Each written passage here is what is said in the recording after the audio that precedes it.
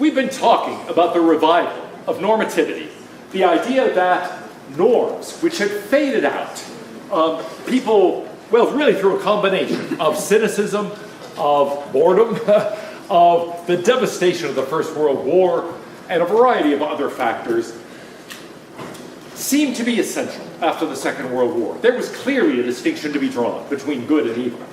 And if that was true, and if especially one could think that some of the disasters of the 20th century were due to a loss of faith in that distinction, and correspondingly, the loss of a recognition that anything really could be truly evil, then it was important to revive those norms.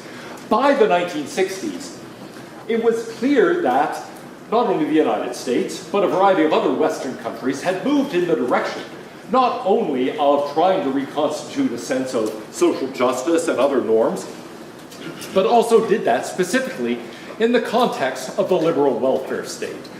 And yet by the 1960s, there was no real justification for doing that. One could point to a philosophical justification for traditional free enterprise in, let's say, John Locke and Adam Smith. You could point to an intellectual justification for communism in the works of Karl Marx. You could look to other forms of socialism as having a justification in the works of, for example, Jean-Jacques Rousseau. But what was the justification for the liberal welfare state? Well, there really, at that point, wasn't one. And John Rawls was somebody who stepped in to fill that gap and try to provide an argument for something like the welfare state that one found in Johnson's Great Society programs, that one finds in the United States today, finds in France, Great Britain, Germany, and a variety of other countries. Let's back up a bit. People often use the term social justice, but philosophers don't tend to use that term. It's too vague. It has no determinate meaning. It's something that can apply to all sorts of different senses of justice. And so philosophers tend to talk instead about particular kinds of justice, and especially in the context of what we'll be discussing today, distributive justice. That's the question of how the goods and also the responsibilities of a society ought to be spread out among its members. Suppose we had a small club. Who should be doing what? Who gets what privileges associated with our club? Who has what burdens? Who actually has to do what work? Those are all questions that naturally arise in any social setting, whether it's a small organization, a large one, or in a society at large. And so we need to think in those cases, well, how do we distribute goods? How do we distribute responsibilities? Now, Robert Nozick, who we'll discuss next time, points out, let's be careful about this. It's not just a given pie, and then it's a question of how we divide it up. Some of those goods and some of those responsibilities are the product of specific individual effort. Some people are actually making those goods. Some people are actually undertaking those responsibilities voluntarily. And so we shouldn't think that these come unattached to particular people, but that doesn't remove the importance of the question. There's still a crucial question. How, in general, should a society think about allocating rights and responsibilities, allocating goods as well as burdens? Well, the 1930s began the creation of the welfare state in the United States. It had begun decades earlier in Germany with the social philosophy of Otto von Bismarck. But in the United States, it really arose in the 1930s with Franklin Delano Roosevelt and the New Deal. Now, in the 1960s, it greatly expanded through Johnson's programs of the Great Society. And throughout both of these, the role of government changed from really creating a framework within which people could seize opportunities to instead really trying to do something more dramatic, to guaranteeing their welfare, or at least their opportunities for achieving certain levels of welfare. But it is important to realize that this is not simply an expansion. Insofar as government expands in one direction, it is also limiting things in another direction. So if the government goes beyond the task of protecting citizens from harm and building this sort of infrastructure of liberty to actually trying to guarantee a certain level of welfare, what it's doing is restricting to some extent the freedom of others. Everything has a price. Everything has a cost. Some people have said the basic lesson of economics is that there is no free lunch. And that's true really in political philosophy too. Every time you expand government's role in one respect, you are doing something that restricts a role that it might play in another respect. And so here, if you're guaranteeing people a certain level of welfare, that means you're imposing, for example, a greater tax burden. You might be limiting liberties in other ways. You are doing things that changes the framework, the distribution of goods and responsibilities, of rights and liberties in a variety of ways. Nothing comes without any cost at all. Well, the 1960s, which we've talked about in other respects, did dramatically increase the size of government and increase the role of government, change that role dramatically. Now, some of the changes came as a result of the Vietnam War, but most of those were really temporary. A temporary increase in military spending, for example, of a kind that has occurred in every war. Domestic entitlement spending is what really began a lasting pattern of increase, and began a pattern that shifted the priorities in federal spending in a way that was quite dramatically different from what had occurred before, but has continued into the present time and in fact become larger in the present time. So here, for example, we see the increase in federal spending overall. This is just total levels of spending. As you can see, the government spent actually very little, all the way from the beginning of the Republic up through, well, Woodrow Wilson's administration, up through about 1914 in the First World War. And then you see a dramatic increase. The only exception there earlier was really with the Civil War around there in just before 1870. But here we get the First World War. Then you can see a huge spike with the Second World War.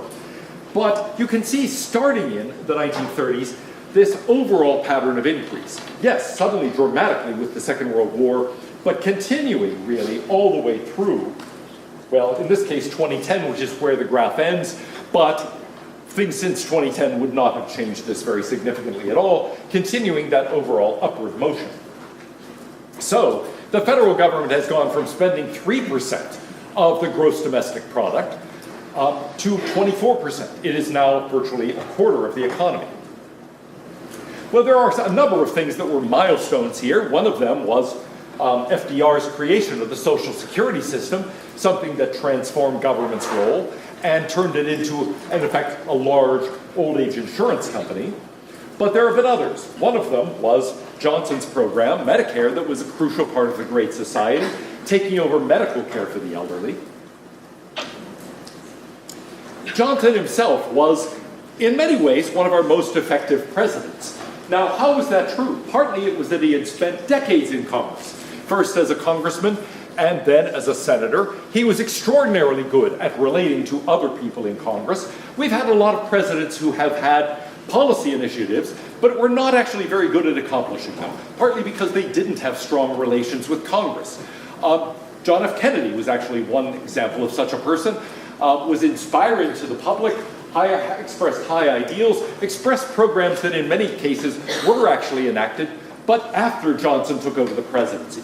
Johnson was one of our most effective presidents at actually implementing the policies he wanted to implement, and it was partly through this kind of thing. Jawboning, being able to apply pressure in Congress and knowing how Congress worked to actually achieve his agenda. He was fond of this sort of intimidation. There you see another example. I love that photograph. It sort of shows, something dramatic. But of course, it wasn't all intimidation. It was also through glad handing. It was through developing long-term relationships with people that had lasted decades and made it easier for LBJ to get done what he wanted to get done.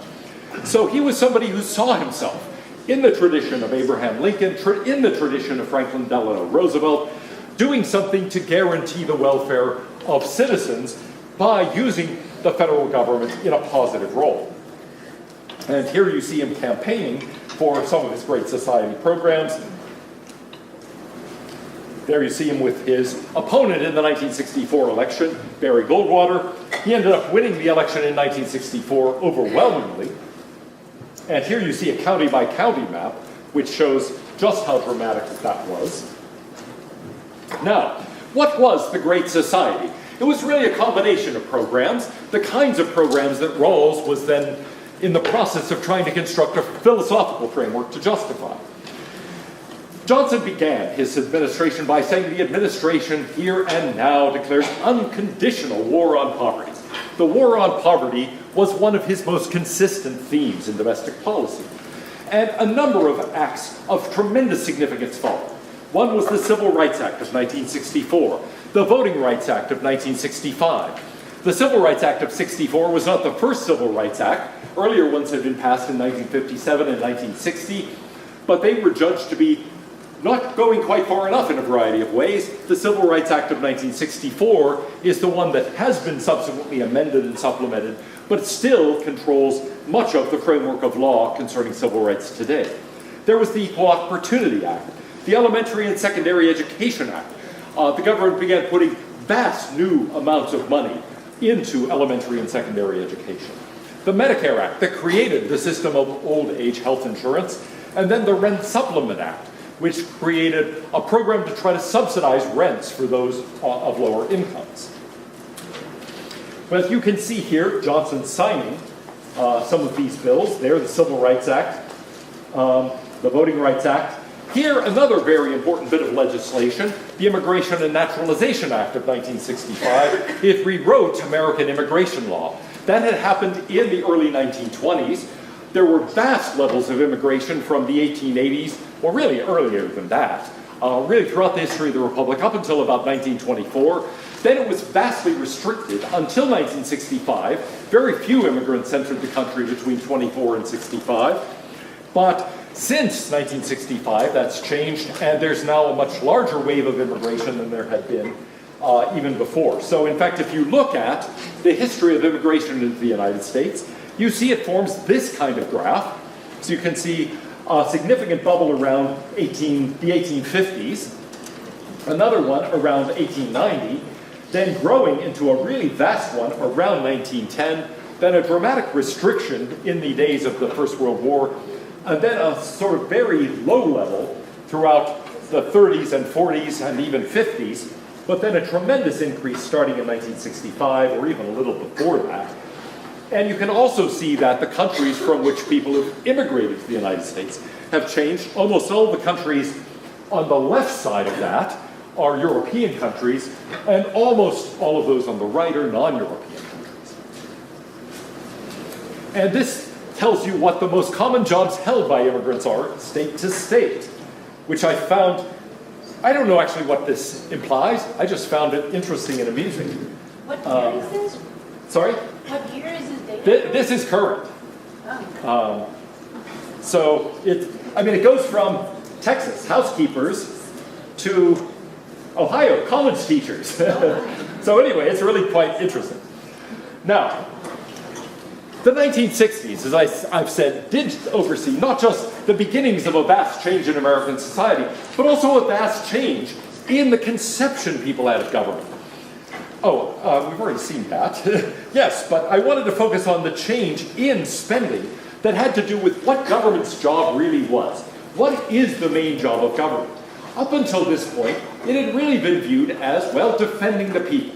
Defending the people against harm from outside, and so involved military spending, but then keeping people from harm on the inside, and so law enforcement, justice, and so on. So the departments of the military and then the Department of Justice, those were the main functions of the federal government. That began to change under Roosevelt's New Deal, and by the 1960s changed dramatically. You see the defense budget as a percentage of gross domestic product, popping up for wars, yes, but overall declining until it was under 4% by 2005, and is, I think, under even that today. Here is the change in defense spending as opposed to entitlement spending. Defense spending declining throughout this period with a few changes depending on peace versus wartime, and then entitlement spending increasing. Notice the paths crossed in the mid-70s, and now the defense budget is a relatively small amount of federal spending. Entitlement spending is much, much larger. And here's another graph showing the same thing in terms of percentage of outlays from the government. Defense spending is now under 20%. Oh, and there's yet another one. I don't know why I had so many of these. There's another one. Why did I do this? Oh no, sorry, this is different. This is the debt level. And so you can see how the increase in federal debt has in part been due to this increase in entitlement programs. Now, if we look at where dollars go, before the New Deal, and then especially before the Great Society programs, most would have gone to defense spending, to some domestic law enforcement, and so forth. Here, we see that today, about 25% goes to healthcare in various forms, about 24% goes to Social Security, so almost half of federal spending goes to these major entitlement programs, most directed toward the poor and the elderly. About 20% go to income security and other benefits, in other words, other welfare programs. About 18% goes to national defense, 6% is interest on the debt, and then everything else is, well, those small stripes on the extreme right of the graph. Okay, so enough on this. Blah, blah, blah, blah, blah. They're interesting graphs. And here you can see what, if federal spending were put toward an average family of 4 and their tax contribution, what actually would end up being spent on various things by that family. I won't go through all of that because time is finite, but I urge you to look at that. It's sort of interesting and sort of surprising.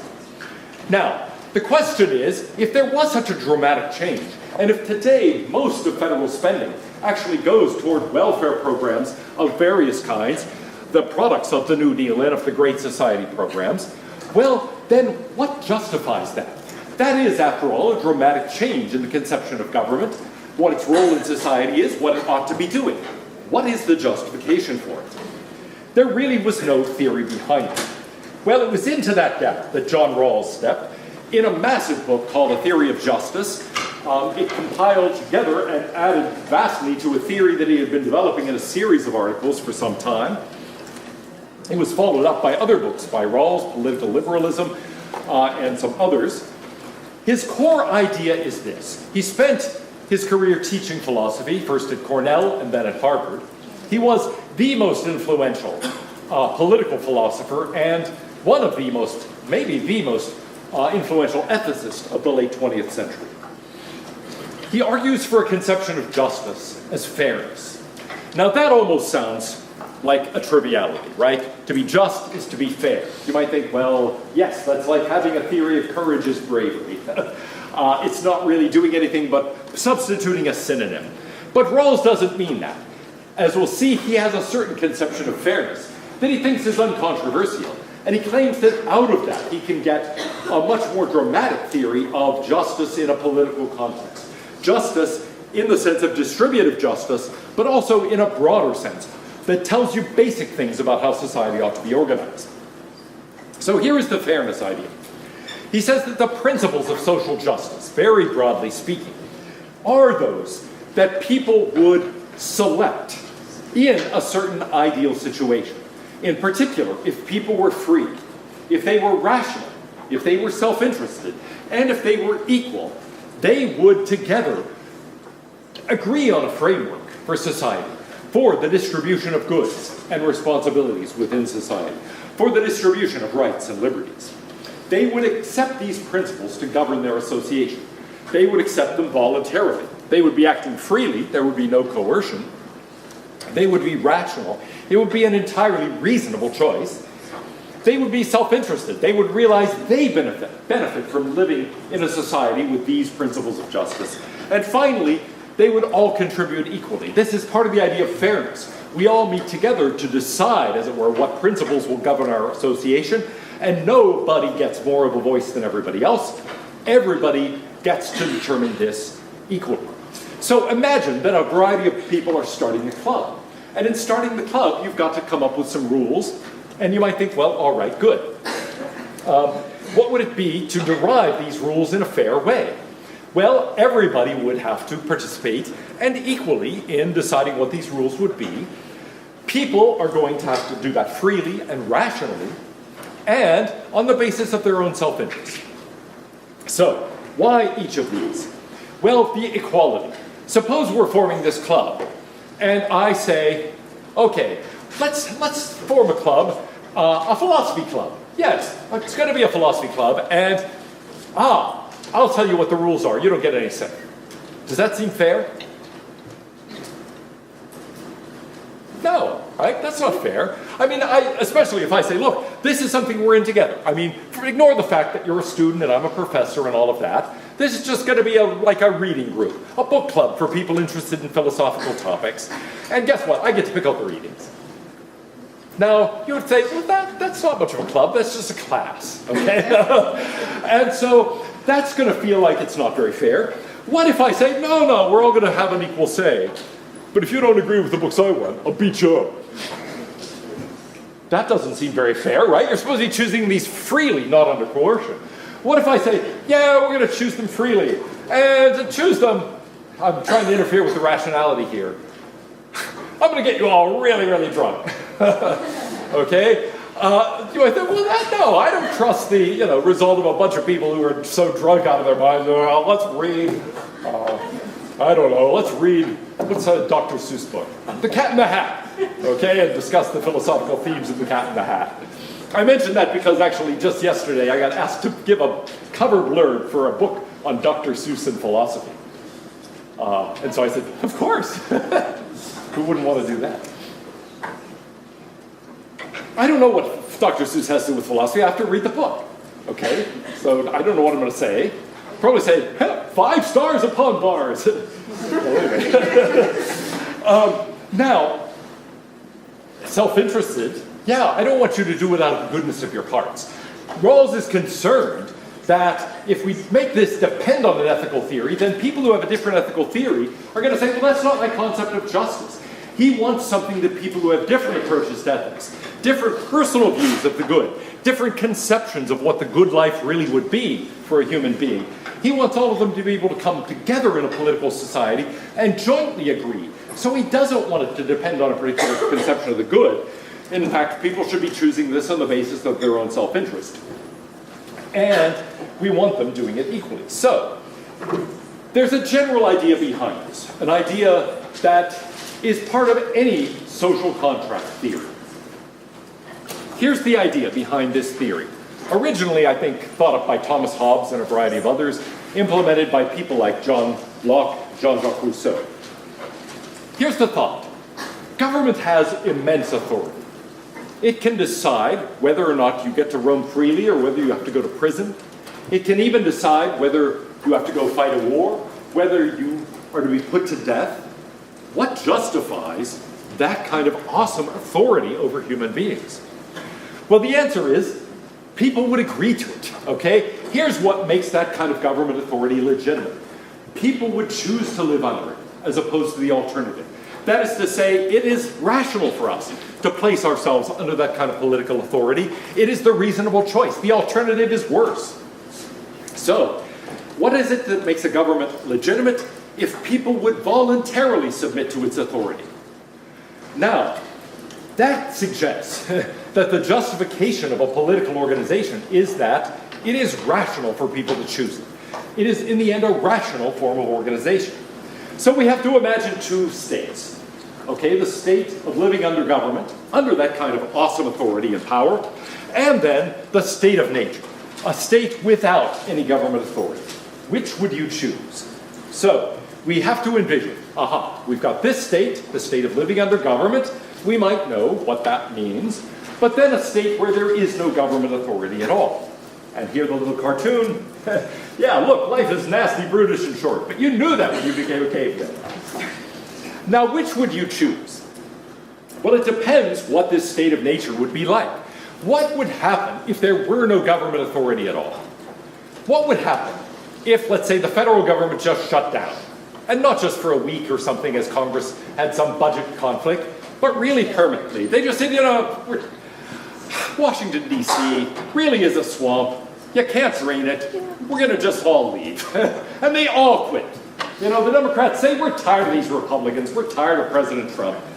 Trump says, man, I'm sick of working with this Congress. They all quit. And so people say, well, gosh, like there's no Congress. There are no judges. There's no president. Everybody else quits too. And other people say, well, gosh, you want to be president? She said, you kidding me? Nobody wants that. And there's no government authority at all. And it's not just the federal government. The state of Texas says, yeah, we give up too. I mean, we've been trying to govern this state for what, 150 years more? Still ungovernable. Screw it. We quit. City Council of Austin says, you know what, you're right. It's all hopeless. We quit too. What would it be like if tomorrow there were no government authority at any level at all? No police, no firemen, no military, no nothing. I think it'd be okay for like one day, but over time. No, She says it would be okay for one day, and after that, trouble. What's your answer? It'd be chaos. Chaos. What about yours? Oh, yeah, chaos. Chaos. Like a purge.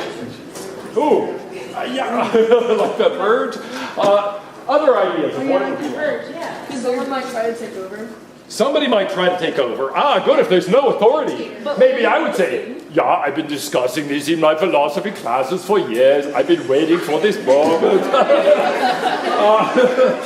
So yeah, all sorts of things could happen, right? Now, you would think, well, okay. Now, Thomas Hobbes' answer was to say, life would be solitary, poor, nasty, brutish, and short. It would be a war of all against all. And so, yes, of course, we would choose government. Hobbes, interestingly, was born prematurely when his mother heard about the approach of the Spanish Armada in 1588. Fear and I were born twins, he said. And it is a very fearful idea of what this state of nature would be like. We would be willing to give up a lot of authority to the government in order to get out of that war of every man against every man. So in particular, we would give up liberty. Not every liberty, but a lot of liberty, in order to gain security. And that trade would be rational. Yeah.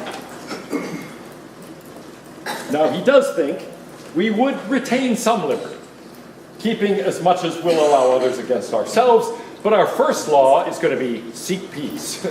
After all, in a war of all against all, the first thing we want to do is not be attacked, so we want to seek peace, but we also have to defend ourselves. There's a bumper sticker I've seen occasionally. You cannot simultaneously seek peace and prepare for war. Hobbes would have said, that's absurd. You have to do both, okay? You have to put your hand out and say, let's be buddies, and also prepare for the person instead punching you in the mouth. You got to do both at the same time. We would preserve some liberty, but only that we're willing to allow other people too. So, that gets developed in other ways by other thinkers. Locke, for example, has this idea. Rationality does justify government, but it also limits its authority. And why? Well, because blah, blah, blah. We do have rights, natural rights, even in the state of nature. And so Locke's answer would be different from yours. He would say, even in the state of nature, we have rights to life, to health, to liberty, to property. In fact, there would be a law of nature to govern it, which is no one shall harm another. It is life, health, liberty, and property. And what would happen if we perceive a threat to our life, health, liberty, or property? We'd defend ourselves. We have a right to self-preservation and a right to execute the law of nature. So, suppose you come in to attack me, to take all my stuff, to beat me up. Am I going to just say, oh, no, I would have called the police, but there are no police to call. No, I would prepare to fight back, right? I would defend myself. And in fact, I might think, well, yeah, I'm not that good at defending myself, but I could arm myself, for example, or I could form a voluntary association. We could have a neighborhood watch group that would actually try to defend all of us together against outside predators. And so Locke says it wouldn't be a war of all against all. It would be a group of people who are organized in something like the way the Wild West was organized. Before the areas even became a territory, let alone a state, there were still ways of enforcing the law. Did it mean that anybody could go around and shoot and rob and so on anyone else? No. How was, in that Old West setting, the law of nature actually defended?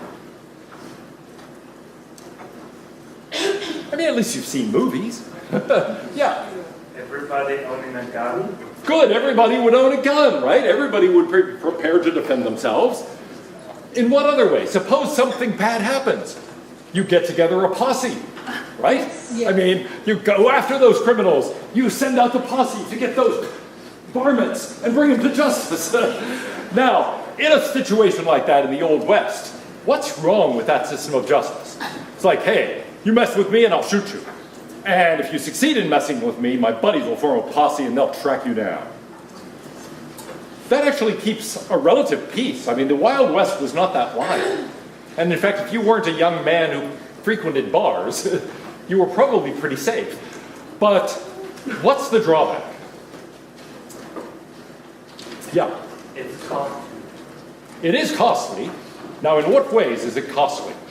It's quite dangerous in various ways. Yeah. Everybody can independently decide what they think is right. There's no like agreement. Good, there's no agreement. Everybody gets to decide what they think is right. In fact, I think it's the last line in the book of Judges in the Old Testament. It says, so in those days there was no king and everyone did what was right in his own eyes. And that is meant to be in part positive, but also really frightening. Everybody just does what's right in their own eyes. So the posse goes out looking for the person who stole your cattle or shot your brother and so on. Do you trust the posse to get the right person, to administer the right punishment? Well, there's nothing there to guarantee that, right? There's nothing there to guarantee any due process rights of yours. It might be that they catch you and they say, you took his cattle. Say, what do you, I don't even know what a cow is. Say, no, we think you did it. They hang you. Summary justice. There's no trial. And who is determining your punishment? The very people who were wronged. And so you've got the same person being judge, jury, executioner, police force, and so on. And each person gets to do it as they see fit. This is a very dangerous situation. So he says, what would we agree to? We'd be worried about these posses getting out of hand. And so we would give up our right to execute the law of nature by ourselves. We'd give up our right to enforce the law for the sake of giving that right to the government. We would seek impartial judgment. I'm worried about not being judged fairly. I'm worried about people accusing me of things I didn't do, punishing me for things I didn't do, or punishing me unjustly for things that I did do. And so I'm going to be willing to give up that police power, that administration of justice, up to the government. Rousseau has a different theory. He says, well, actually, in the state of nature, what was it like? We were noble savages. We were living by the stream. All our needs were satisfied. We were hungry. Apples fell from the trees. We were thirsty.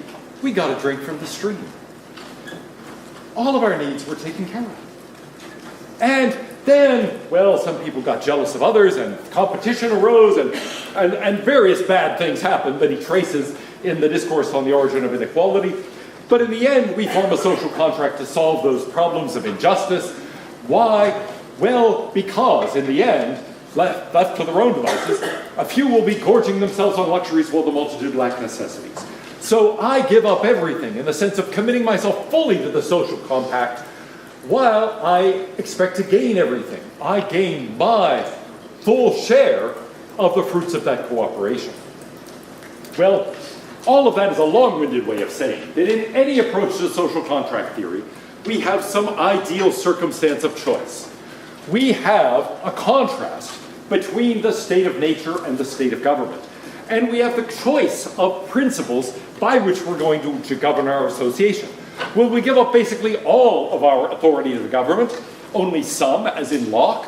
Will we be concerned to subject the government to various kinds of limits? What kind of rules will we adopt for the distribution of goods and burdens?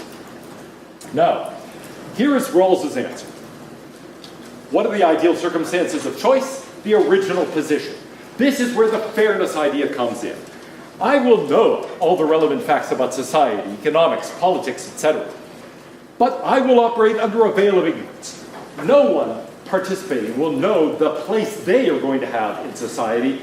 They will not know their own talents. They will not even know their own conception of the good. If you think that's impossible, then imagine that you're participating as an agent for someone else, but you don't know anything about them. Someone has hired you to represent them at this meeting of minds that constitutes the original position. But you don't know whether they're male or female, whether they're smart or kind of dumb, whether they're rich, whether they're poor. You don't know anything about them.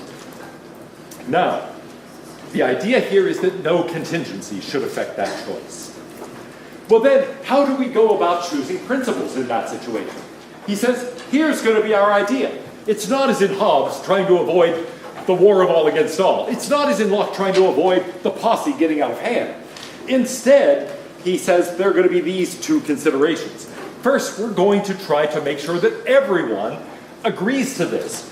and everyone cooperates. That means everybody has to benefit from this arrangement. Everybody has to be better off as a result of entering into the social contract and choosing these particular principles. And secondly, they better be ones that end up agreeing with our intuitive judgments about what is just.